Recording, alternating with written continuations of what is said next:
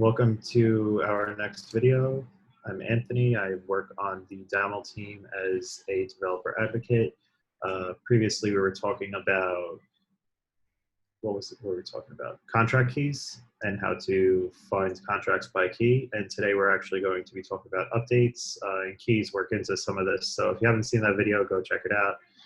But you don't necessarily need to watch it right this moment in order to understand this one.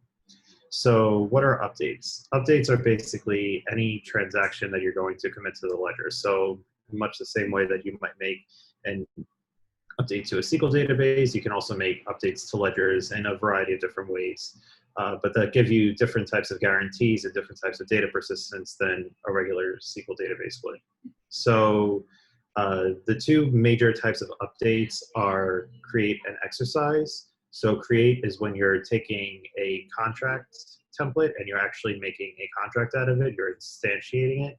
So that's basically, you would go ahead and you would call create, and you would give it the name of the template, and you would give it whatever parameters you needed to in order to create it.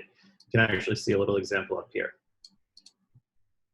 And then once your contract was created, it would presumably have choices that you could exercise on it. So that would basically be, you want to take that contract and you want to exercise the choice on it. So you would say exercise, and you would give it the contract ID of the contract, assuming you had it. And if you didn't have it, I'll show you how another way you can find it.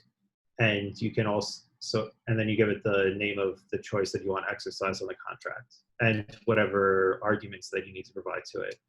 And so sometimes, though, you know a contract exists, but you don't actually have its contract ID. Depending on how your workflow is going, you might just have a key to it that I want to reference this key and get the latest version of this contract, which is a fairly common thing because you may not always be keeping track of every single update to a contract, but then when you want to use a contract, you'll still need a way to access it. So the way you would do this is exerciseByKey. And exerciseByKey is very similar to exercise in that you can go ahead and say, hey, I want to exercise by key, and I'm going to give you the contract type, and then the contract key, and then the name of the choice that we're going to exercise. So basically, you're doing essentially the same thing you're doing here, except rather than giving it the contract ID directly, you are telling it the type of contract, and you're also telling it the key on the contract that you want to reference that specific instance of that type of contract. So we actually have a live example here. So here is an exercise by key, and there is a type of contract called an equity option stock split rule.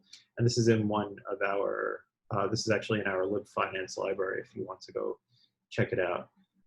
So this is basically saying, hey, here's the type of the contract I want to exercise. Here's the key for it. And, I want to call, I want to exercise this choice on the contract and with these options. And so then that'll go ahead and it'll do it, and it'll work much like a regular exercise does. And then you have similar things here for fetch. Fetch basically is you want the actual contract itself, and you know the contract ID. So you go ahead and you say, here's the contract ID, give me the actual contract itself. That this way, when you can go ahead and call, you can, for example, use, you can grab the contract with it and do a variety of things with it. And then you also have FetchByKey, which works much the same way as exerciseByKey.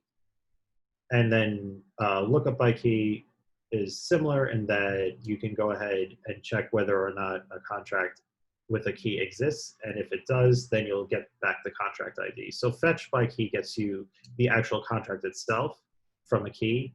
lookupByKey gets you the contract ID from a key. So just keep that in mind when you're writing it. Sometimes it's a fairly common source of confusion where you'll write FetchByKey when you mean lookupByKey or vice versa. And then we have some very,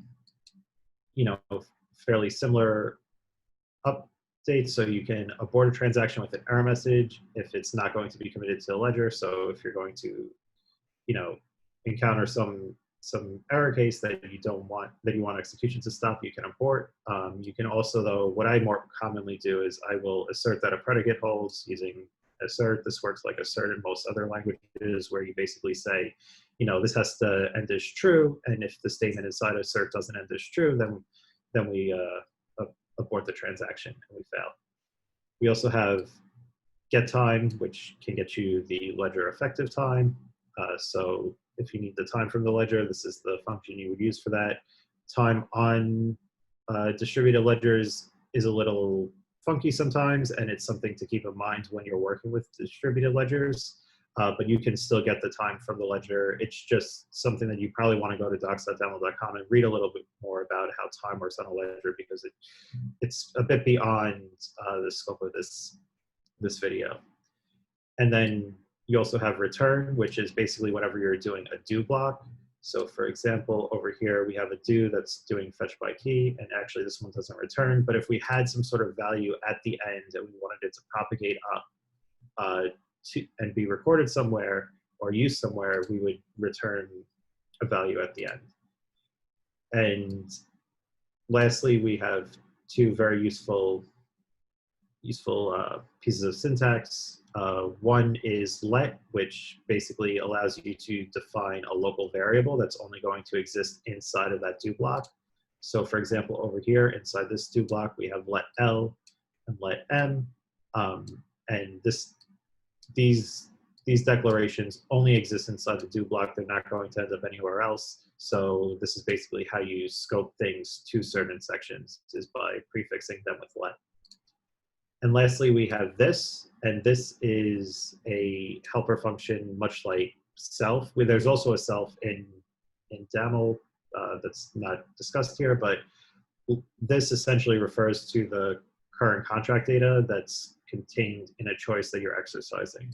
So let me actually see if there is a this in any of these. Nope.